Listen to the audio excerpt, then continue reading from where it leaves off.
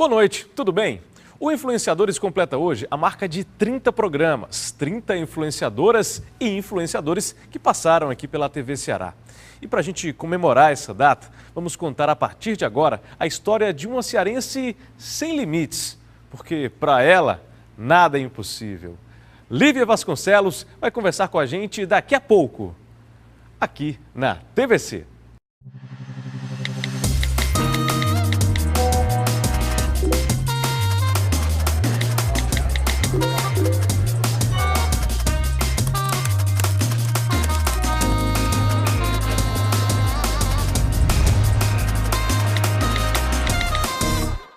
Ela nasceu em Fortaleza no ano de 1991 e logo aos 3 anos de idade foi diagnosticada com uma síndrome rara, a displasia espondilometafisária com frouxidão ligamentar. Nome grande e que assusta, não é? Pois bem, mas não assusta ela, que ao longo de 27 anos enfrentou as dificuldades que a vida lhe impôs com um sorriso no rosto. Hoje, essa pequena grande mulher estuda direito, atua como coach e ainda ministra palestras. Ou seja, às vezes ela não encontra tempo para tantos compromissos na agenda. Para nossa sorte, ela está com a gente hoje, aqui no Influenciadores. Lívia Vasconcelos, a Livinha. Tudo bem? Seja bem-vinda ao Influenciadores. Muito obrigado pelo convite. Livinha, conta uma história pra gente. Quando alguém está perto de você, conversando, e alguém toca na palavra dificuldade, qual a tua reação? Ela não existe. Eu acho que as pessoas reclamam demais. Reclamam e não veem o próximo, o quanto aquela pessoa mesmo tem dificuldade. Eu acho que a gente reclama de barriga cheia. É sempre assim? Sempre assim. E a gente fala dessa palavra, que é uma palavra que, de certa forma, te acompanha desde muito cedo, né? Sim, sim. Assim, eu digo que todo mundo tem suas dificuldades. Seus problemas. Seus problemas, suas limitações. Só que muita gente reclama por pouco, que não é para ser uma palavra dificuldade, entende? É só um pequeno obstáculo e as pessoas botam como uma coisa assim de outro mundo. E é isso que me deixa bem irritada, né? Quando Você alguém... fica irritada quando tem gente reclamando perto de ti? Eu não gosto muito, não. Como é que você reage? Eu tento dizer para a pessoa que não é tão difícil assim, que a gente tem meios, tem formas de ultrapassar. E que essa tal de dificuldade pode ser uma prova que você é capaz de superar. E você tem superado, por exemplo. Exatamente. E a gente vai contar a tua história aqui ao longo do Influenciadores de hoje. Agora, Livinha, que síndrome é essa? Explica para quem está em casa, que síndrome rara é essa, até para as pessoas conhecerem a tua história. Certo. Meu diagnóstico foi aos 3 anos. Foi o Dr. Elton Delfino, junto com o geneticista, eles são de Ribeirão Preto, da USP. Interior de São Paulo. Exato. O Dr. Elton Delfino é diretor de ortopedia e o Dr. Pina Neto é o geneticista. Eles tinham viajado há pouco tempo, na época, para pesquisar sobre síndromes raras de coluna. E lá ele achou um livro com a minha síndrome. E aí eu só tenho um livro. Minha síndrome só tem um livro. Nossa. Então, quando ele deu o diagnóstico para minha mãe, ela se assustou e ele também. Porque quando eu mandei os exames para ele, para saber o que é que ele poderia nos ajudar, ele viu, se assustou um pouco e disse, venha para cá que a gente vai fazer exames. E ele deu o diagnóstico. Quando ele deu, todo mundo se espantou. Até que quando eu cheguei lá, em Ribeirão Preto, tinha uma bateria de médicos. Todos à minha espera e a gente não sabia o porquê. Mas é porque ele já tinha dito que achava que sabia o que eu tinha. Que era essa síndrome muito rara. Que é alemães da África do Sul, descendentes da África do Sul. Nossa, ou seja, aqui no Ceará até imaginavam que era outra coisa. Sim, até os 3 anos me deram vários diagnósticos, vários tratamentos, várias fisioterapias, remédios e nada adiantava. Eu ainda não sentava e nem andava até os 3 anos. Entendi. E aí ele falou que essa síndrome é tão rara que só existiam vivas na época 3 ou 4. No mundo? No mundo inteiro, isso. E a última pessoa faleceu aos 18 anos. Então eles me davam datas. Ah, ela vai durar só até 4 anos, 5 anos, 6. Até chegar aos 18. Quando eu cheguei aos 18, eles não me deram mais datas. Porque eu já tinha ultrapassado tudo e todos. E a gente vai falar especificamente, tem uma história muito bacana para você que está acompanhando Influenciadores agora. Tem uma história muito bacana de quando você completa 18 anos, mas não vamos contar agora não. Claro. A gente vai chegar lá. Agora, quando os médicos falavam isso para ti, Livinha, qual era a reação dos teus pais? O que eles contam para ti hoje? Quando eles falavam do meu diagnóstico sem ser. Isso. Os meus pais, como eu costumo falar, eles ficavam meio tristes.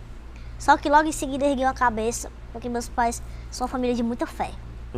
Graças a Deus, a minha família, tanto pai de pai, pai de mãe, a gente tem muita fé, acredita muito em Deus. Então, eu sei que era um choque, doía na hora. Meus irmãos, por 3 anos, tinham que se despedir todas as noites, porque diziam que eu não ia passar daquela noite. Mas eles tinham que ter força para continuar e buscar outros tratamentos. Você tem? Hoje, ao todo, somos eu e mais 7. 7 irmãos? 7. Somos 8 irmãos ao todo. E aí, nos 3 primeiros anos da tua vida, toda noite... Eu tinha 5 irmãos já. Ah, já tinha 5 irmãos? Sim. E aí, toda noite eles se despediam de você? Se despediam de mim, choravam, me faziam uma fila e me pegavam nos braços, porque familiares e médicos diziam, ela não vai durar mais. Aproveite ela hoje, porque amanhã ela não vai acordar. Falavam isso diariamente? Diariamente. E aí teus pais preferiam não dar muito ouvido, porque os médicos falavam, né? Era, porque eles sabiam que eu via com uma coisa, um propósito bem maior, né? E aí era ruim, eles choravam, mas logo pensaram, não, a gente tem que continuar pela Lívia. E continuaram? Continuaram até hoje. Tem uma história, Livinha, que eu queria que você contasse para quem está em casa, que um médico disse que você não andaria mais e até após uma cirurgia aconselhou a tua família a comprar uma cadeira de rodas. Como é que foi essa história? O meu diagnóstico foi feito em Ribeirão Preto. Interior de São Paulo, uma grande cidade, né? Na USP, né? Na maior universidade de ortopedia. Universidades que são referência nesse país. Porque eu saí, quando eu cheguei lá, em 1 mês e 15 dias eu fiz 3 cirurgias. Porque ele disse que ia corrigir minha coluna para que eu pudesse sentar. Sim. Porque eu não me sustentava. Fui passada em todas as TVs. Hoje em dia eu ainda estou em revistas, em livros da medicina. Eu tô lá com aquela faixazinha preta, tarjazinha preta nos olhos. Tem gente ortopedista que vai estudar lá e volta pra cá e me vê e diz, isso é real, eu estudei seu caso. Você é a Lívia que eu vi no livro de medicina. E aí a gente fez 1 mês e 15 dias, 3 cirurgias. E o médico ligou para minha mãe, para o meu pai, e disse que eu estava voltando. A gente ficou acompanhado com o médico aqui, que conversavam os dois, né? O médico daqui de Fortaleza. E ele falava, olha, a Livinha vai voltar, mas andar é impossível. Impossível? Impossível. Outra palavrinha que eu também não gosto muito. E aí ele falou que meu pai comprasse a cadeira de rodas. Aí eu voltei engessada, do gesso do pescoço para baixo, até o bumbum, para minha coluna. E depois de 3 meses eu retirei o gesso. Depois de mais 3 meses eu fui fazer a visita ao médico para saber como é que estava a minha adaptação, como é que estava o meu desenvolvimento. Meus pais entraram na sala, eu fiquei na sala de espera, brincando. E meus pais diziam sempre que eu estava ótima. As perguntas eram, como é que ela estava? Como é que estava a adaptação? Tá tudo bem mesmo? E meus pais, tá tudo bem. Normal. E ele ficou meio intrigado porque tinha tanta palavra boa, né? Porque pra ele não era pra estar tão bom assim, porque era pra estar de cadeira de rodas, então... Ele aconselhou a tua família a comprar uma cadeira de rodas? E aí a minha mãe falou, ele olhou pra minha mãe e disse, pois traga a Livinha aqui, vai lá, pega ela na salinha. Só que minha mãe abriu a porta e gritou meu nome. Quando ela gritou, Lívia, vem cá. O médico não entendeu, porque era pra me pegar na cadeira de rodas ou nos braços. E aí quando eu vim, eu tava dando meus primeiros passos. Eu fui correndo. O médico se espantou, ficou em choque. Como é que a Lívia tá andando? Como é? Eu disse, meus pais falaram, fé, coragem, determinação, amigos, familiares. Eu tinha um tio meu, eu tenho, que ele inventa tudo que ele pensa, ele inventa. E o andar já deixava que eu não me equilibrasse. O andar já a gente sabe que ele foi banido, né? Ele não Sim. é tão bom. Uhum. Os Como se ortopedistas... pensava antigamente, né? Exato.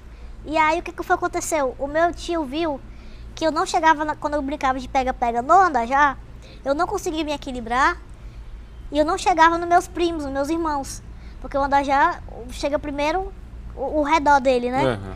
E aí ele queria que eu brincasse com meus primos e que me equilibrasse. Porque eu botava só o pezinho e ia, né? Aproveitando a manha das rodinhas. Uhum. Aí ele pegou um colete, porque eu tive vários coletes da vida, né? Pegou meu último colete, botou ferros pra baixo, pra deixar eu reta e rodinhas. Ele calculou o meu tamanho, que eu só pudesse andar se eu desse o passo. Nossa. E eu fiquei reta. Ele também foi uma das pessoas muito importantes. Como é que é o nome do teu tio? Luciano Vasconcelos. Quiser Tio mandar um Luciano. abraço pro tio Luciano que está nos tio Luciano, assistindo ele- agora. Foi importantíssimo. Demais. A minha mãe muitas vezes era recriminada porque eu caía muito. E como eu tenho frouxidão ligamentar, eu não tenho força para apoiar. E a criança, quando cai para começar a andar, ela se apoia com a mão, né? E eu caía de testa no chão. E aí minha família corria e minha mãe dizia: ninguém segura, ninguém levanta. Deixa ela se levantar sozinha. Ela tem que aprender a cair e se levantar. E Meus várias irmãos. vezes você caiu e se levantou. E ela falava assim, não só, porque essas quedas são indolosas, né? Não vai doer nada. Mas futuramente ela vai ter quedas bem maiores e que vão doer bem mais. E ela não vai estar lá e nem meu pai para sempre, né? Verdade, verdade. E meus pais, meu pai me amarrava de fralda, minhas tias me botavam para ficar um do lado da outra, vem pra cá, vai até ali, né? Foi um conjunto da obra, cada um foi muito importante. E aí é fácil perceber, e você fala isso com muita propriedade, quão tua família foi decisiva no teu desenvolvimento Muito enquanto importante. criança, enquanto adolescente. Muito importante, porque a gente vê que o deficiente ele é criado, ultimamente, na atualidade nem tanto, mas há uns anos atrás, há 27 anos atrás, o deficiente era deficiente.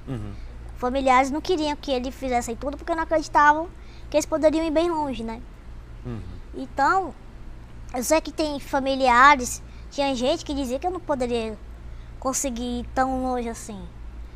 A gente sabe que tem gente assim, né? Dentro da minha casa tinha gente assim, tem gente assim. Entendi. Que, como é que ela vai conseguir tudo isso? Ela tem 1,5 m, peraí. Não... Mas é a cultura, né? Cultura. Você falou É a tudo cultura. agora. A época da escola foi o teu período de, digamos, maior desafio, Livinha? Eu vou te dizer que não. Não, foi. Por quê? Porque eu fui criada como outra filha. Eu não tive privilégios. Eu não tive receio. Eu nunca fui brincadeira de café com leite. Eu sempre fiquei de castigo porque eu aprontava muito. Você aprontava muito? O que você Aprontava aprontava, muito, eu era Livinha? muito danada. O que você fazia? Muito, tudo que menina. Eu fui criada com 4 irmãos homens. 3 irmãos homens e meu pai. Então, eu era moleca demais. Eu aprontava muito. Então, os meus irmãos, aquela história de porque é mais nova, no meu caso, porque é menor. Ah, era café com leite. Não tem essa história de café com leite aqui, não. Todo mundo brinca igual, entendeu? Então, quando chegou na época da escola, o maior desafio mesmo foi para me incluir. Porque nem a escola estava adaptada para ter um deficiente. A luta maior foi essa. Porque a escola, não existia a lei da inclusão. Verdade. Não existia na minha época. Uhum. Então eu fui rejeitada em todas as escolas, públicas e particulares, todas, de Fortaleza. Só que minha mãe queria muito que eu estudasse em uma escola que meus irmãos estudavam, que é o Nossa Senhora das Graças. Que é uma escola tradicional de Fortaleza. Muito. Você que está nos assistindo em outro local, fora do estado do Ceará, é uma escola bem tradicional aqui em Muito Fortaleza. tradicional. Meus irmãos estudavam lá. E aí minha mãe queria muito que eu estudasse lá. Minha mãe e meu pai. Porque sabia que eu tinha capacidade para estudar. Aí eles disseram que não tinha estrutura, não tinha psicologia, naquela época não tinha nada. Foi a segunda vez, disseram que não, ainda não estavam preparados. Na terceira reunião, minha mãe já estava quase saindo da sala, uma professora do jardim de infância, que se eu, caso entrasse, eu iria estudar na sala dela, chamada Sandra Régia. E ela disse que sabia da minha história. E ela disse que se responsabilizaria por mim. Que não tinha problema algum. Que a missão da vida dela, ela se formou para educar. E ela acha que eu não seja algo impossível de educar. E o colégio falou, não, mas é porque caso aconteça alguma coisa por ela, a gente vai ser o responsável. Porque, né, ninguém sabia como é que era que lidava comigo. E ela falou, eu me responsabilizo. Aí a gente conseguiu essa vaga por conta dessa professora, esse anjo. E eu comecei a estudar. Eu tive que contratar uma pessoa, uma babá, para ficar no corredor, caso eu queira fazer algo, para auxiliar, né? E o colégio aprendeu junto comigo a ter um deficiente. E aí você seguiu, normalmente? Normalmente. Eu fui líder de sala, líder de torcida, fazia o jornalzinho do colégio, fiz balé, coral, teatro, tudo, jazz, educação física, claro. Nem sempre eu poderia fazer os exercícios, só que os professores me incluíam. O colégio aprendeu junto comigo a ter alguém deficiente. E meus amigos aprenderam junto comigo. Eu diria eficiente. E antes que a gente encerre esse primeiro bloco, vou te fazer uma última pergunta. O que aconteceu quando você completou 18 anos? Você realizou um sonho, né? Que sonho foi esse? Meu sonho foi tirar a carteira de motorista. Que coisa boa. Foi. Eu decidi porque eu estava na universidade. Eu trabalhava já com a minha mãe no escritório, de manhã e de tarde, e ia para a faculdade à noite. Terminava 10h30, 11 horas. E aí eu falei para meu pai que eu tive essa ideia de tirar a carteira. Ele ficou meio assim, oh meu Deus, outra ideia. Mais uma ideia da Levinha, Mais uma. né? Eu já morava com ele, e aí eu disse, pai, eu acho que eu consigo. Ele então vamos enfrentar essa. Tô junto com você, mas vamos ligar para sua mãe, né? Minha mãe ficou aterrorizada, apavorada. Como é que eu ia fazer isso? Como é que era impossível dirigir? Minha mãe não acreditou que eu iria conseguir dirigir. Minha família também não acreditou. Ninguém, todos diziam que meu pai era um louco, que meu pai tá fazendo uma loucura muito grande, que eu ia ficar muito chateada, porque eu não iria passar e eu ia ficar triste. Só que, para surpresa de todos, a gente conseguiu. Você foi lá e garantiu o teu CNH. E garanti, de primeira. Tá certo. A motorista Lívia Vasconcelos está aqui com a gente hoje no Influenciadores. Não sai daí, a gente volta já.